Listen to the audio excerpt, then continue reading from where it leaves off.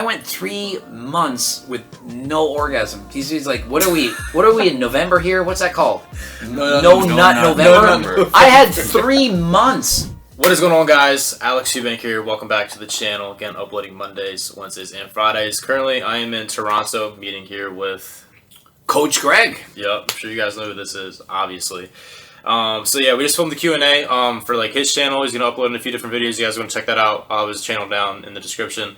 But there's a few questions I posted on my story. You guys asking what you want me to ask him. So we're just going to go through the best ones that I found, and he can answer them. First one, I know you're a big fan of like main gaining. Absolutely. So what is your advice to kids who think that they have to like dirty bulk, or like what do you think is the difference in like the benefits between like dirty bulk and eating whatever you want, you know, trying to gain as much size as possible versus main gaining? Okay, the only one that should really dirty bulk is people that are like so lean that it's unhealthy. They really need to put on some sides, or if you're in a sport where you need to do that, a sumo wrestler, football player, power lifter, like I've dirty bulked myself even. Yeah. Now, main gaining, that's for people that are already at their healthy body fat percentage. Like they're at a healthy weight. There's no reason to get bigger. If you're already overweight, you shouldn't be bulking. A lean bulk, that's for somebody like you right now, 11 point some percent. You go up to like 15. Lean bulk, great. Dirty bulk for you? Absolutely not. Main gain, once you get to 15, then you main gain. So the point with main gaining is not to say everyone should be shredded 6% body fat. It's to say get to a healthy body fat percentage and then gain muscle from there. Going with that though, honestly, I see a lot of kids who they start lifting in the gym and they want to get like shredded immediately, even though they'll be in that middle range, but they'll be like, I don't know, 15% body fat, and they're like, oh, I'm trying to cut down right now, and they have like 6 months of lifting. Like, what's your, like, I always would say like, yo, you got to build a foundation before you even try to get aesthetic. I think that people should be at a healthy body fat percentage for the vast majority of their career, and if for certain periods of time, maybe it's summer and you want to do a little mini cut or something like that, then do that. But like for the majority of the time, be at a healthy body weight. And the same rules apply to dieting as bulking. So we talk about like how fast should you lose weight, like maybe a 250, 500 calorie deficit. The lean bulkers, it should be the same rate. Don't try to put on muscle too quick. Don't try to lose fat too quick. It's all the same principles. Yeah. What got you personally into lifting? When did you start? I started lifting when I was 10. My dad bought a set of weights, and we were all lifting together, me and my twin, and I was like really strong right away, and so I got really addicted, because when you're good at something, you want to do it. Yeah. When I was 13, I saw a show called That's Incredible. I saw this kid that was bodybuilding, doing the lat spread and everything. Oh, I've seen that. I know what you're talking about. Yeah, you saw that? I've seen that. Man, that's from like so many years ago, and I was like, I got to do this. And my dad's like, there's no way you could do a bodybuilding show, because all I ate was junk food. I was like the worst, like the junkiest food eater you'd ever imagine. But I did so much cardio that like I burned everything off. But eventually when I did the show, I'm like, I just flipped the switch and I just ate like the strictest diet ever. 50 grams of protein a day, my first show. I didn't know about protein. I ate plain pasta. I was like, cut out the meat. I was like, that's probably not good. Yeah. I knew nothing. I'm a kid. There's no Google back then. The internet, I don't even think was invented. I'm like that old. I was like, it was 30 years ago, so, yeah. Every time I meet somebody, like David, Bradley, I always ask them, like, yo, what do you believe in terms of, like, just the overall universe? Like, do you have a religion you associate with? This is completely, like, not judgmental at all. I'm just, like, always think it's cool to ask people who are, like, of a higher status what they believe in, or if they don't. I was raised Catholic my entire life, and so we went to church every Saturday. I was taught, there's Jesus and all this, and as I got older, I'm like, man, I don't know. Like, I feel like we all could be gods. Like, we're all, like, individually, we could be a god. Like, we might be experiencing this world on a different idea. Like, it's so far above what I think that I could understand. And so I think that there's some kind of higher power, but I don't know enough about it. And I can't say one religion's better than another. Okay. I'm like, who am I to say that my God is the one and theirs is not? There's so many different religions. I'm like, I don't think I know more than anyone about that. And so I respect everyone's religion, everyone's opinion. I don't think I'm right and they're wrong. And so I have no idea. But I think we should all be good people. Gotcha. Yeah. So it's kind of like similar to Bradley's view. He's like pretty similar to that. He like kind of doesn't say that there's not a God, but it's just like you don't know. You just don't know. Like, there could be, you could be. I'm so clueless. I can't. If somebody said there is, I'm not like atheist, or I'm not like 100. Like, I don't know. Like, I don't know. We can have a good talk, because I literally talked to David for like 2 hours at a diner, because like he's an intellectual person, very intellectual. So like we had some good conversations, because like my big thing I put on my platform is like the whole Christian thing, how it like helped save my life and all that. And I used to be like very doubtful of it, and I had to go through a lot of stuff to like actually learn about it and like to try to find proof to believe in it. But we can talk about that like later. Like, Man, I feel like when I was younger, I would believe in it more so than now, because like you just listen to what your parents say and everything. And then the more I got into science and being a science teacher, and I'm like teaching the kids, I'm like, the Earth is this old, and the kids are lifting their hand, they're saying, yeah, but it's only like 4,000 years old and all this, and I'm like, well, you might be right, but like for the test, you have to say this theory on like we evolved from monk. I'm like, and it's like I was a school teacher, so teaching science, and I'm like, man, how do I go with the religion and respect their religious beliefs versus being science? And so it's a tough call. It really was tough. What's like your biggest piece of advice that you will give to new lifters in the gym? Like, say some kid starting to go to the gym, he's like 14, 15 years old. What should he focus on? I think that you really need to take your time and not to have over crazy expectations to be like the next Chris Bumstead right away, and fall in love with lifting, because you don't know how long you're going to like it. And so sometimes people make bad decisions. They're teenagers, they start getting into PDs, and they just do it because they're just exciting at the time. But like, you have your whole life for this. I want to see you do it for the rest of your life. I used to coach powerlifting, all this stuff. I'm the only one still doing it. I've coached hundreds of kids powerlifting, and none of them still do it. And so if they had started on things when they were younger, well, now these kids are like 40. Some of these kids I taught are in their 40s. They're not doing it anymore. And so remember, what you're doing right now, it might not be something you have passionate for in the long run. So just take your time and enjoy it.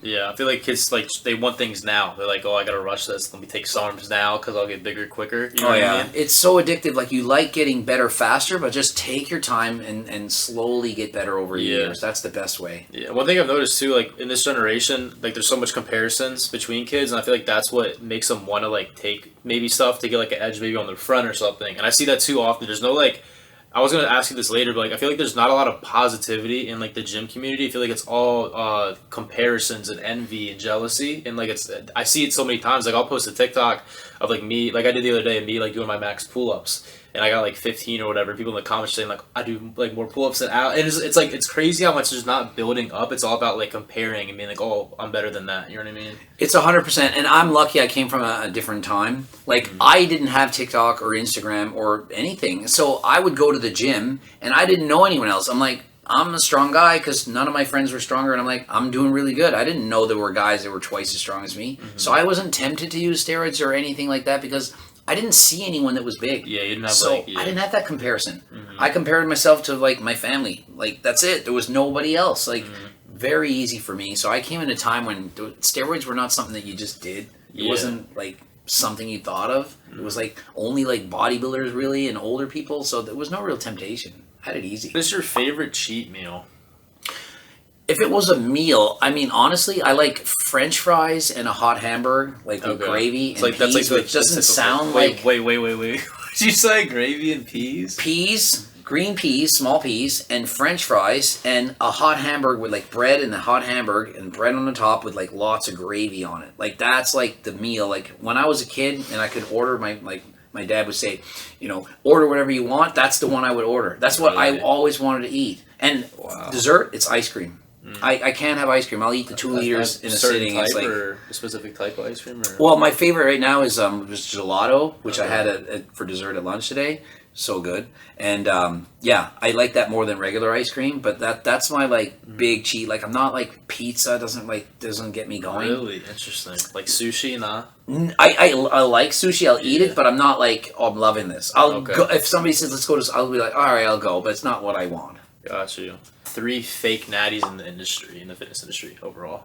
All right, I'll start in like third place here. All right, let's go with it's got to be The Rock in the top 3. The Rock is like, he's had gyno surgery. The guy was jacked. He's in his 50s. He's Black Adam. He thinks he's all about his health. Oh yeah, my health is more important than anything. And it's like, dude, you're blasting. You're in the clay. He claimed that.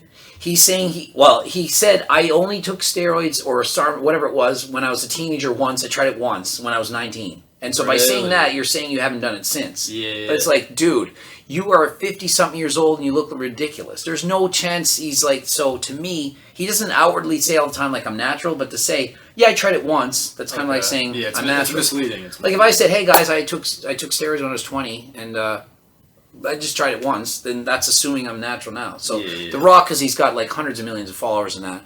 Next, I think right now it's got to be Liver King because it's in your face, like, and it's like, look at the guy. He pushes it a bunch.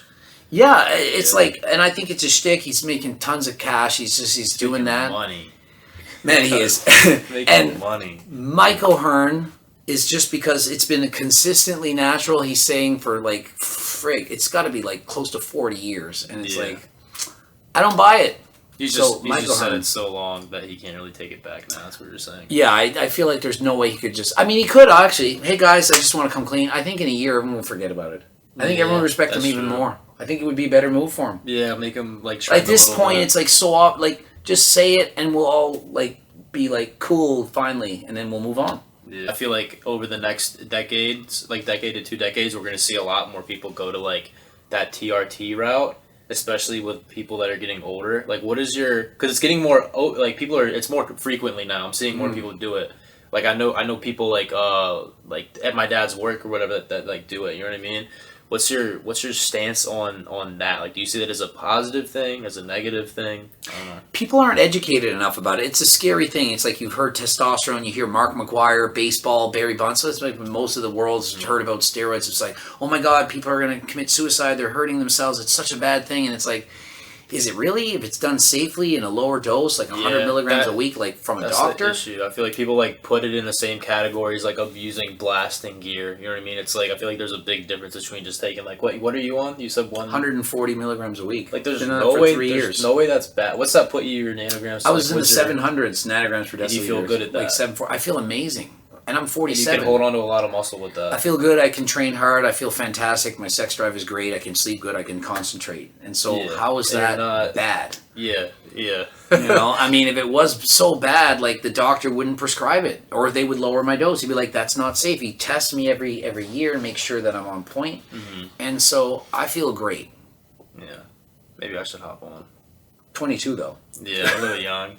215 though. Now I wish I had my blood work done at 22 because I did all these shows, and who knows? You said you were at 215. Maybe I was at 115. Who knows? You were probably mad low. I went one time. I dieted, and it was the year that me and my brother, who's watching this here, we dieted for Canadian Nationals. He got down to 128 pounds. We did the drug tested national championships. I was 25. He was like 20, and I got down to like 140 something. I went 3 months with no orgasm. He's like, what are we in November here? What's that called? No nut November. I had 3 months, and it wasn't because I was trying. It was because I had zero interest.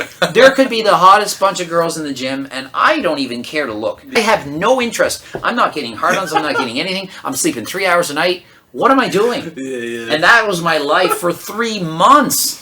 Think of it. And how you were 25? You said 25 years old. Yeah, that's. And I won the show, but was it worth it? I mean, at the time, it was. Yeah.